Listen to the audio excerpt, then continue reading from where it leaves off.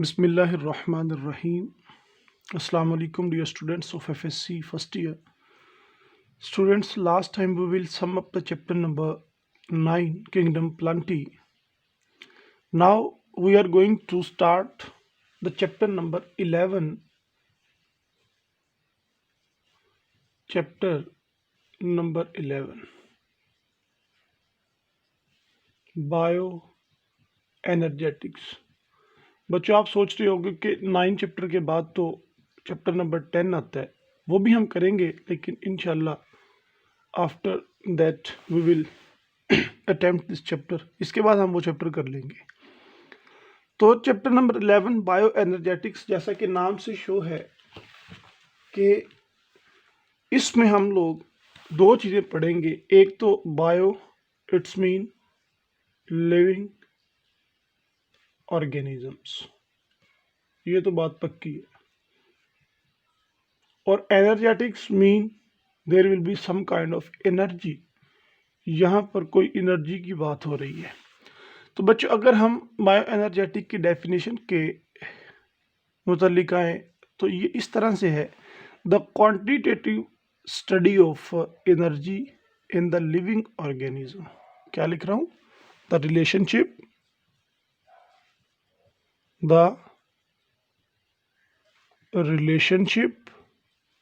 of quantitative study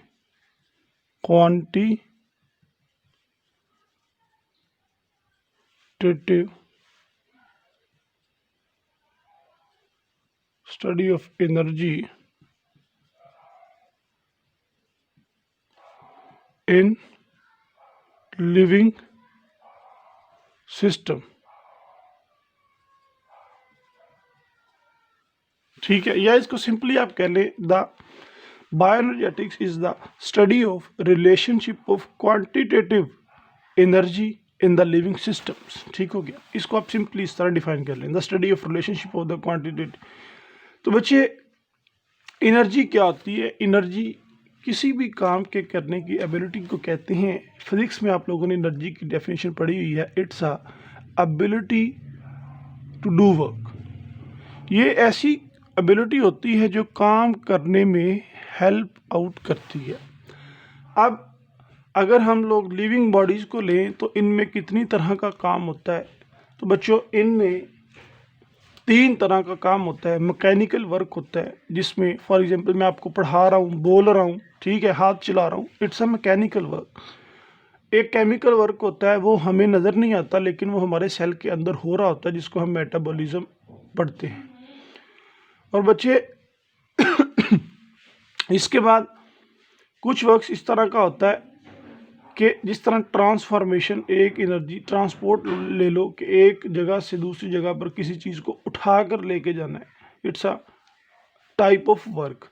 लेकिन हर किस्म के काम में एनर्जी चाहिए होती है, और हमारी बॉडी में जो एनर्जी है वो एटीपी की फॉर्म में मौजूद है, adenosine triphosphate. It's a energy currency of the cell, ये सेल की एनर्जी करेंसी है। खैर बच्चों, हम लोगों ने क्या देखना है इधर? हम लोगों ने देखना है कि लिविंग ऑर्गेनिज्म में जितनी एनर्जी आती है, टोटल एनर्जी, वो कहाँ से आ रही है? Total energy comes from sun से आती है total energy. The total energy in the living organisms is come from sun. और सन क्या चीज़ है आप लोगों को पता है बच्चे? Sun basically it's a source of solar energy. Solar energy आती है सन से। कौन सी? सोलर एनर्जी आएगी, सोलर एनर्जी। और ये सोलर एनर्जी बेसिकली एक काइनेटिक एनर्जी होती है। ये कौन सी एनर्जी होती है? काइनेटिक एनर्जी होती है। और काइनेटिक एनर्जी, आप लोग केमिस्ट्री के स्टूडेंट्स हो, आप लोगों को पता होगा कि किसी भी काम के करने से जो एनर्जी लगती है basically it's a kinetic energy. और काइनेटिक एनर्जी आएगी किधर? द सोलर एनर्जी या फिर kinetic energy is captured by the, क्या कह रहा हूँ, इज कैप्चर्ड, पकड़ी जाएगी, by the plants through the process of the process, किस प्रोसेस के जरिए से? फोटोसिंथेसिस, शाबाश, फोटोसिंथेसिस। तो solar energy is the kinetic energy, it is captured by the plants through the process of the photosynthesis, and the plants makes the glucose C6H12O6 plant बनाएगा। अब अगर आप लोग ग्लूकोज के फॉर्मूले को जानते हैं कि C6 होता है, H12 होता है और O भी 6 होता है, तो कार्बन, हाइड्रोजन और ऑक्सीजन के दरमियान से ये क्या है? तीनों बेसिकली बॉन्ड्स बने होते हैं। क्या बने होते हैं? बॉन्ड्स। तो पता ये चला जब बॉन्ड फॉर्मेशन होती है, जब बॉन्ड्स बनते हैं तो एनर्जी लगती है, सोलर एनर्जी लगी है। उसने फोटोसिंथेसिस के जरिए ये जो ग्लूकोज बनाया है बच्चों, basically it's a stored energy. Glucose plant में क्या हो जाती है? स्टोर हो जाती है। It's a stored energy. ये स्टोर्ड एनर्जी है। तो बच्चे stored energy basically it's a form of potential energy, it's a form of potential energy. तो इस तरह से ही कुछ बात है कि the conversion of solar energy in the living organism into the potential energy into the stored form of energy, basically it's our bioenergetics। ये बच्चे बायोएनर्जेटिक्स का हिस्सा है। तो फोटोसिंथेसिस में जब ग्लूकोज बन जाता है, ग्लूकोज बनने के बाद प्लांट ने इसको इस्तेमाल भी करना है, एनिमल्स ने इसको इस्तेमाल भी करना है, और फिर इससे एनर्जी को डिराइव करना है, यानी कि एनर्जी को बच्चे निकालना भी होता है। अब ये potential energy it is captured by an animal. ये किसी भी एनिमल ने बच्चे ले ली, ठीक है, it is animal.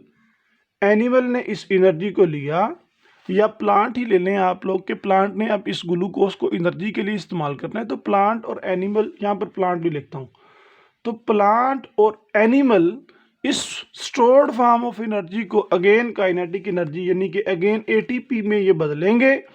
But how it will be occur, यहाँ पर एक प्रोसेस था फोटोसिंथेसिस जिसको हम लोगों ने पढ़ा था, it's a energy capturing process, ये एनर्जी कैप्चर करता है। और दूसरे नंबर पर इस ग्लूकोज को एटीपी में कन्वर्ट करने के लिए एक प्रोसेस है जिसका नाम है respiration. The process name is the respiration.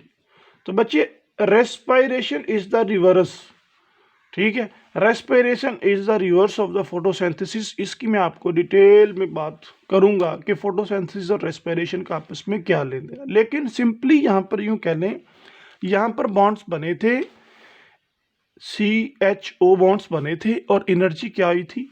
Captured, लगी थी। तो यहाँ पर for example it's a glucose, यहाँ पर क्या होगा बच्चे? यहाँ पर bonds will be the break down, C अलहदा हो जाएगा, H अलहदा हो जाएगा, ऑक्सीजन अलहदा हो जाएगी, और यहाँ से क्या निकलेगी? एनर्जी। क्या निकलेगी बच्चों? यहाँ से एनर्जी निकल जाएगी, और यही एनर्जी हमारी बॉडी में ATP की फॉर्म में होगी और सेल इसको इस्तेमाल कर लेगा। ये बेसिकली हमारा जो कोर कॉन्सेप्ट है बच्चों ये।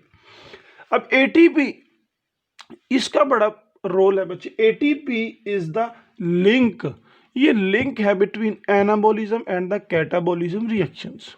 वो कैसे बच्चे? एनाबोलिज्म रिएक्शन का मतलब होता है कि किसी चीज का बिल्ड होना, बनना। तो फोटोसिंथेसिस में कोई चीज बन रही है जिसका नाम है ग्लूकोज। अब ऐसा प्रोसेस जिसमें कोई चीज बने और वो एनर्जी की मदद से बने बच्चे, उसको बोलते हैं एनाबोलिज्म। क्या बोलते हैं? It's a anabolism. ये एनाबोलिक रिएक्शन आप लोगों ने पढ़े थे, एनाबोलिज्म।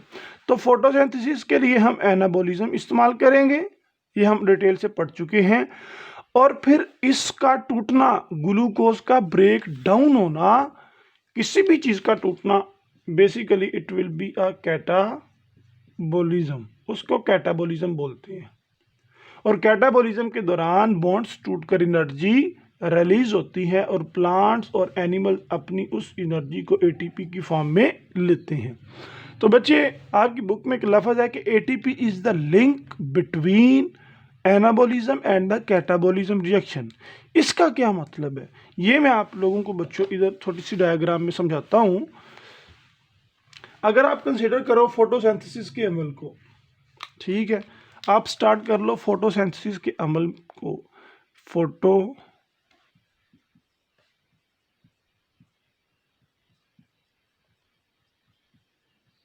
फोटोसिंथेसिस, तो बच्चे फोटोसिंथेसिस के अमल में हम आज तक पढ़ते आए हैं कि ग्लूकोज बनता है, और बिल्कुल बनता है। लेकिन बच्चे फोटोसिंथेसिस के अमल में पहले याद रखनी है ये बात आज एमसीक्यू के हवाले से, फोटोसिंथेसिस के अमल में पहले बच्चे एटीपी बनता है। ये जब हम डिटेल से पढ़ेंगे, फोटोसिंथेसिस हमारे आगे आने वाला है, हम उसमें देखेंगे कि ये किस तरह से फोटोसिंथेसिस से एटीपी बनता है। इसके लिए आपने परेशान नहीं होना बच्चे। फोटोसिंथेसिस से एटीपी बनता है और एटीपी से आगे चल के ग्लूकोज बनता है। एटीपी से आगे चल के क्या बनता है, ग्लूकोज,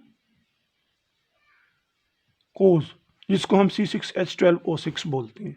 और फिर इस ग्लूकोज को कोई भी एनिमल लेगा, ठीक है, it will be taken up by the animal.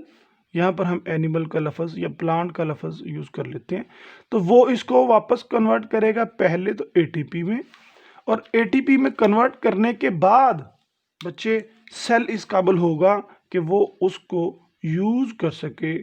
तो ये देखिए आप, ये पूरे का पूरा प्रोसेस है। फोटोसिंथेसिस से बात चलती है और आके रुकती किधर है, सेल के यूज़ होने पर। ठीक हो गया, ये सेल प्लांट भी हो सकता है और एनिमल सेल भी हो सकता है। अब अगर देखा जाए तो एनाबॉलिज्म और कैटाबॉलिज्म में ये लिंक है। कैसे सर, समझ नहीं आई बच्चे। यहां से लेकर फोटोसिंथेसिस बनाती है ग्लूकोज, यहां से लेकर ग्लूकोज तक इट्स अ एनाबॉलिज्म। यहां पर क्या बना है, ग्लूकोज। तो ग्लूकोज को तोड़ना है, यहां से लेकर सेल उसको इस्तेमाल कर ले, इट्स अ कैटाबॉलिज्म। इसको मैं रेज कर देता हूं, इट्स अ कैटाबॉलिज्म। तो यही बात आपको समझाई जा रही है कि चाहे एनाबॉलिज्म हो चाहे कैटाबॉलिज्म हो, ATP is the link between anabolism and the catabolism. लें भी बच्चे, यहाँ पर मैं आपको कंपैरिजन करवाऊंगा। हमारी बुक में बेसिकली इसका मेन हेडिंग है फोटोसिंथेसिस का। फोटोसिंथेसिस के आपने मेन हेडिंग की तरफ फोकस करना, ये कोई नई चीज़ नहीं है, ऑलरेडी हमने इसको मैट्रिक में देखा, पार्ट 1 में देखा। तो बच्चे ये रेस्पिरेशन है। आपने एक बात जहन में रखनी है कि photosynthesis and respirations are the reverse of each other. ये एक दूसरे के रिवर्स हैं बच्चे। बिल्कुल सिंपल बात है कि फोटोसिंथेसिस के अमल में बच्चे कार्बन डाइऑक्साइड इस्तेमाल करके CO2, या ये देखने वाटर को इस्तेमाल करके क्या बनाया जाता है, सनलाइट की मौजूदगी में ग्लूकोज बनाया जाता है, जिसको हम लोग C6H12O6 पढ़ते हैं, और साथ इसके oxygen as a by product बन जाती है। ऐसे ही पढ़ा था ना हम लोगों ने। तो बच्चे कार्बन डाइऑक्साइड के 6 मॉलिक्यूल्स होते हैं और वाटर के भी 6 मॉलिक्यूल होते हैं। ठीक है, ये आपकी बुक में लिखा हुआ है, ये आपको समझाने की जरूरत नहीं। और यहाँ से सनलाइट आती है और यहाँ पर प्लांट के पास पड़ा होता है क्लोरोफिल। क्या पड़ा होता है, क्लोरोफिल, और इसकी मौजूदगी में बन जाता है ग्लूकोज, यानी कि कार्बोहाइड्रेट्स। ये फोटोसिंथेसिस है। और रेस्पिरेशन बिल्कुल इसके मुखालिफ, बिल्कुल इसके उल्ट है। जैसे बच्चे ग्लूकोज और ऑक्सीजन, पहले मैं लिख लेता हूं C6H12O6 प्लस इसके ऑक्सीजन, यहां पर ये दोनों चीजें प्रोडक्ट्स हैं और यहां पर ये दोनों चीजें रिएक्टेंट्स हैं। ये आगे चल के जब रिएक्शंस करती हैं तो ये प्रोडक्ट, ये जो रिएक्टेंट है बेसिकली है ये प्रोडक्ट। बच्चे दोबारा से आओ, कार्बन डाइऑक्साइड और वाटर ये दोनों मिले जो क्या थे, फोटोसिंथेसिस के रिएक्टेंट्स। ये क्या है बेसिकली, रिएक्टेंट्स, और ये क्या है बेसिकली, प्रोडक्ट। मैं ये कह रहा हूं कि फोटोसिंथेसिस की प्रोडक्ट रेस्पिरेशन की क्या बन गई है, रिएक्टेंट। समझ आई है।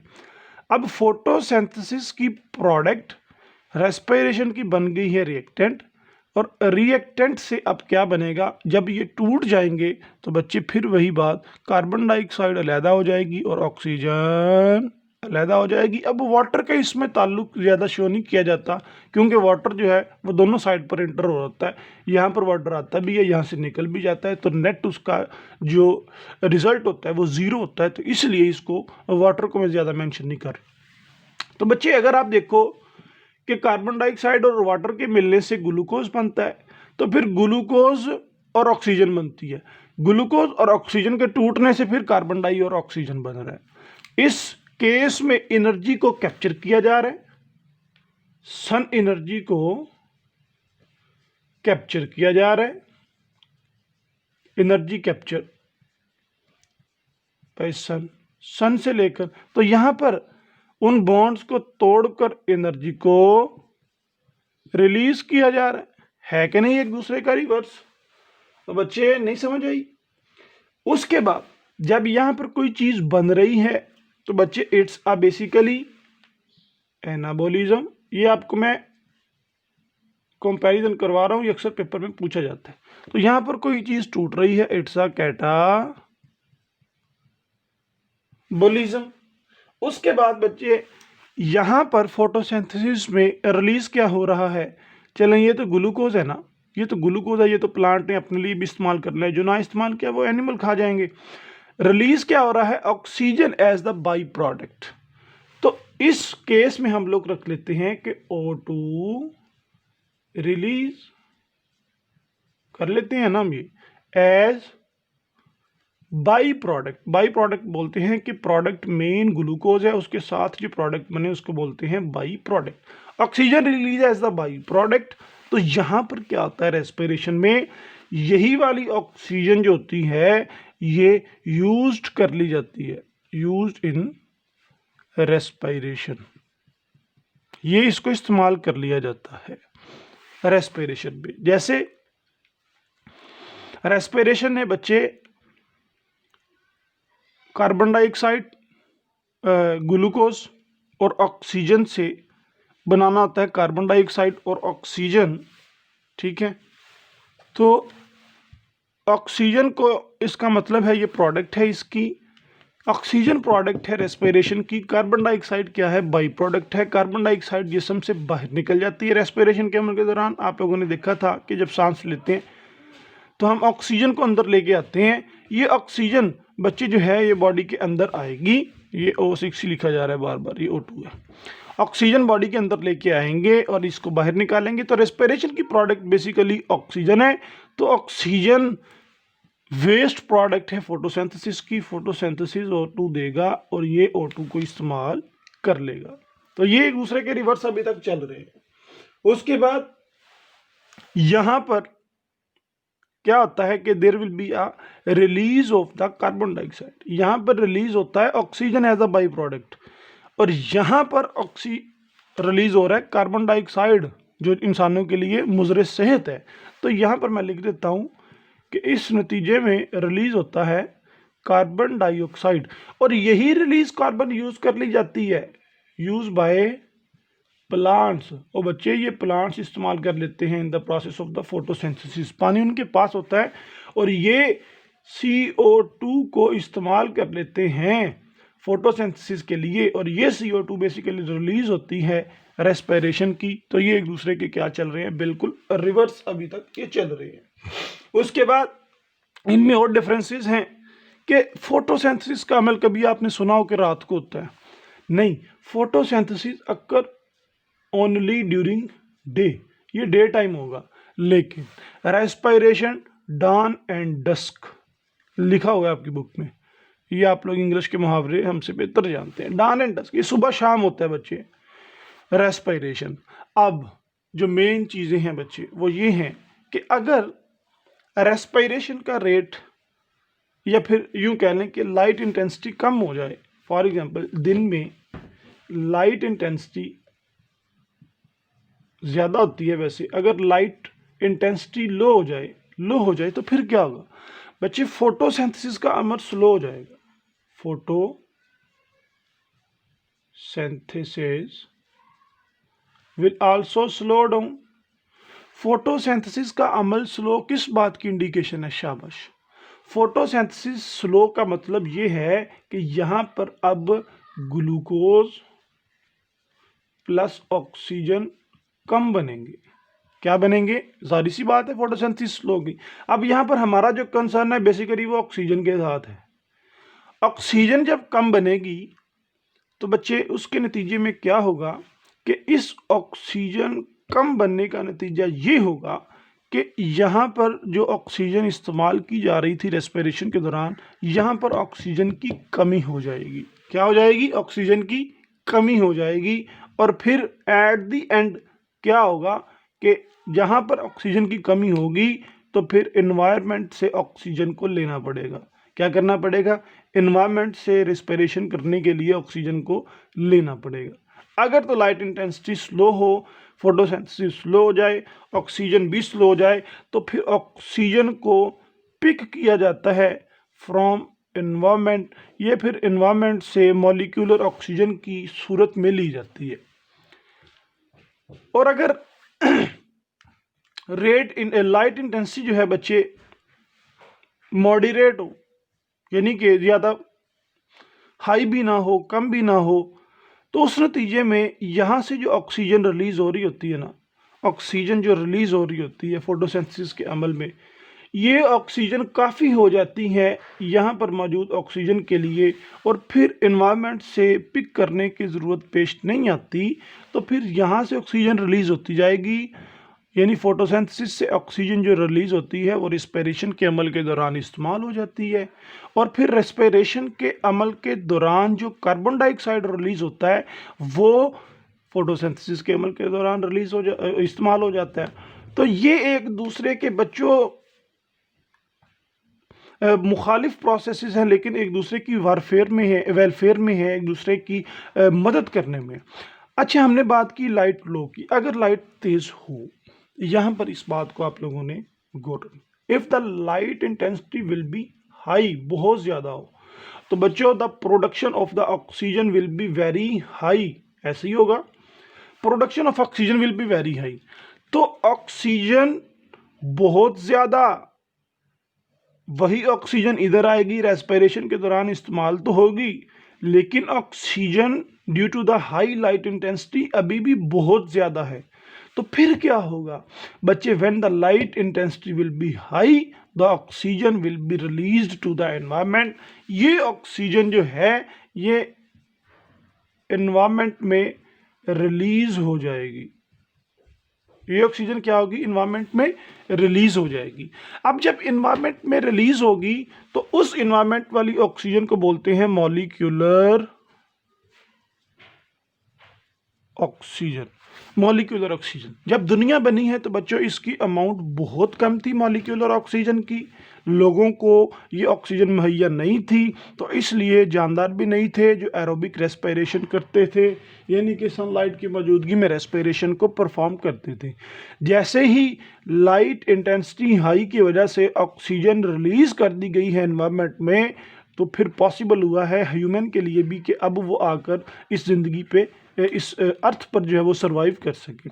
तो अब ये जो मॉलिक्यूलर ऑक्सीजन निकल रही है, ये कहाँ से निकल रही है इसको देखना है। सिर्फ दो सोर्सेज हो सकते हैं, एक तो बच्चे कार्बन डाइऑक्साइड है उसमें भी ऑक्सीजन है, दूसरा वाटर है उसमें भी ऑक्सीजन है। इन दोनों में से जो ऑक्सीजन बाहर निकल जाती है एनवायरनमेंट में, वो ऑक्सीजन ये होती है कि ये होती है? आप बताएं। नहीं बता सकते, हम इसको एक्सपेरिमेंटली प्रूव करके बताएंगे। बच्चे ये वैन नील 1930 में हाइपोथेसिस पेश करता है कि वो जो रिलीज ऑक्सीजन है ना, जो एनवायरनमेंट में ऑक्सीजन को रिलीज किया जाता है, इट कम्स फ्रॉम वाटर, ये वाटर से आती है, not from the carbon dioxide, ये कार्बन डाइऑक्साइड से नहीं आती, लेकिन इसको प्रूव करके दिखाया जा सकता है। बच्चे उन्होंने एक्सपेरिमेंट परफॉर्म्स किए, कुछ साइंटिस्ट ने 1940 में जाके एक्सपेरिमेंट परफॉर्म किए और उसमें रेडियो एक्टिव आइसोटोप्स इस्तेमाल किए of the oxygen. Oxygen basically बच्चों मोलेकुलर मास इसका होता है O16, ठीक हो गया। इसको एक टेक्निक के ज़रिए से खास किस्म का ऑक्सीजन बनाया जाता है जिसका मोलेकुलर मास हो जाता है O18। क्या हो जाता है? O18। अब ये नॉर्मल है, इस बात को आप लोगों ने जहन में रखना है। और ये क्या है? एक आइसोटोपिक फॉर्म। आइसोटोप क्या होता है भाई? ये आप लोगों ने अब देख लेना है। तो बच्चे isotopic form is the special form of the oxygen. ये एक्सपेरिमेंट के लिए कि आया कि ऑक्सीजन जो रिलीज की जा रही है वो वाटर में से निकल रही है कि कार्बन डाइऑक्साइड, क्योंकि दोनों में है। बच्चे उन्होंने एक्सपेरिमेंट में किया क्या, एक एक्सपेरिमेंट में एक ग्रुप उन्होंने ऐसा बनाया कि उसमें वाटर के मॉलिक्यूल में इस ऑक्सीजन को इंसर्ट कर दिया। H2O था ना, वैसे नॉर्मल होता तो O16 होता है, लेकिन हम लिखते नहीं। अब इस पर मैं लिख रहा हूँ 18, या मैं इसको यूं कर देता हूँ कि मैं इसका रंग ही लहदा रखता हूँ। वाटर को पहले उन्होंने जो वाटर में मौजूद ऑक्सीजन है उसको 18 बनाया, डन हो गया। उसके बाद इसके साथ कार्बन डाइऑक्साइड जो थी वो नॉर्मल थी, कार्बन डाइऑक्साइड बिल्कुल नॉर्मल, यानी मैं इसमें जो ऑक्सीजन है वो O16 वाला ही है, लेकिन ये O16 अंडरस्टूड बात है इसलिए उसके ऊपर लिखा नहीं जाता। तो ये नॉर्मल है और ये रेडियो जी, ये प्लांट को दिया कि फोटोसिंथेसिस करो भाई। प्लांट ने फोटोसिंथेसिस की, यहां पर मैं फोटोसिंथेसिस लिख देता हूं। फोटोसिंथेसिस हुई तो उसके बाद ऑक्सीजन तो निकलनी है, जाहिरी बात है, ग्लूकोज बनेगा, ग्लूकोज के साथ ऑक्सीजन तो निकलेगी, C6H12O6, ये तो अंडरस्टूड बात। अब इसके साथ ऑक्सीजन निकलेगी, वाटर भी होता है लेकिन मैं वाटर को अभी डिस्कस नहीं करूंगा। लेकिन बच्चों जब ऑक्सीजन को देखा गया कि वो कौन सी ऑक्सीजन है, it will be a radio active oxygen, वो वाटर वाली ऑक्सीजन थी। ये ऑक्सीजन किसके पास है? कार्बन डाइऑक्साइड के पास कि वाटर के पास? कार्बन डाइऑक्साइड के पास तो नॉर्मल है, वाटर के पास। यहां से कंफर्म हुआ कि वाटर से ऑक्सीजन रिलीज होती है, और ये बड़ा एमसीक्यूज भी इंपॉर्टेंट है। कुछ साइंटिस्ट ने इतराज किया, भाई क्यों भाई आप लोगों ने इसको ही क्यों रेडियो एक्टिव बनाया, इसके ऑक्सीजन को भी रेडियो एक्टिव बनाओ। उन्होंने कहा लेम भी बना लेते हैं हम, हमें कौन सा खर्चा आएगा। उन्होंने वाटर का ऑक्सीजन नॉर्मल रखा, ये देखें अब नॉर्मल है, लेकिन जो कार्बन डाइऑक्साइड का ऑक्सीजन था उसको उन्होंने रेडियो एक्टिव बना दिया। ये कार्बन डाइऑक्साइड का जो ऑक्सीजन था उसको रेडियो एक्टिव बना दिया। अब क्या होगा? अब फोटोसिंथेसिस का अमल होगा। फोटोसिंथेसिस के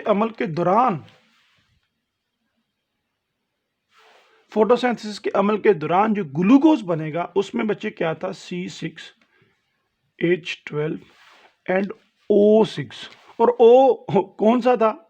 O6 कौन सा था बच्चे? 18 वाला। अब 18 वाला किसके पास है भाई?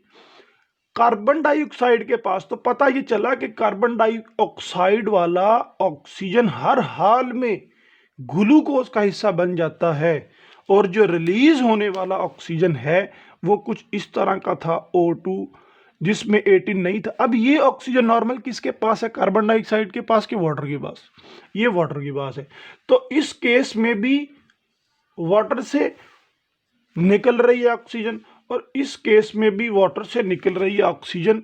तो कंफर्म हो गया कि जो ऑक्सीजन रिलीज होती है इट कम्स फ्रॉम वाटर, ये वाटर से निकलती है। और वाटर टूट के आप लोगों को पता है कि क्या बनाता है? H2O will be separate into H plus, ये H और O2। अब H को ये इस्तेमाल कर लेते हैं प्लांट्स, बहुत सारे रिएक्शंस में हम लोग देखेंगे। उनमें से एक एग्जांपल ये है कि अगर आपके सेल में ये है nicotine adenine dinucleotide phosphate अगर होता है तो ये H चल के इसके पास आएगा और इसको रिड्यूस कर देगा NADPH में।